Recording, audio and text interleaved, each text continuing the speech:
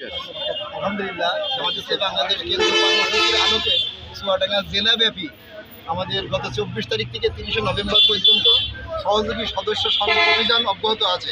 তারই অংশ হিসাবে জামাত ইসলামী বাংলাদেশ চুয়াডাঙ্গা জেলার অন্যতম ইউনিয়ন শাখার উদ্যোগে আজকে বেলা 10টা থেকে আমরা কার্যক্রম শুরু করেছিলাম। পাশে অনুষ্ঠিত আছে আমাদের উপজেলার সংগ্রামী আমির জনাব শফিকুল ইসলাম বকুল, ইউনিয়নের শাখা মাত্র নেতৃবৃন্দ। আলহামদুলিল্লাহ, আমরা এই সমাজ একটা ন্যায় এবং ইনসাফ ভিত্তিক সমাজ প্রতিষ্ঠার লক্ষ্যে সৎ লোকের দ্বারা সমাজ পরিচালিত হোক, এইটাই চাই। আমরা এই উদাত্ত আহ্বান জানিয়ে মানুষের কাছে যাওয়ার পৌঁছাচ্ছি। মানুষের ভিতরে ব্যাপক ছাড়া পরিগণিত হচ্ছে, এটাই প্রমাণিত হয় আগামী দিনে একদল নিঃস্বার্থ, চরিত্রবান, আদর্শবান, সুশৃঙ্খল জনগণ দ্বারা এই সমাজ পরিচালিত হোক, সেই সাথে আল্লাহর আইন দ্বারা সমাজ পরিচালিত হোক। এইটাই আমাদের আজকের এই সহযোগী সদস্য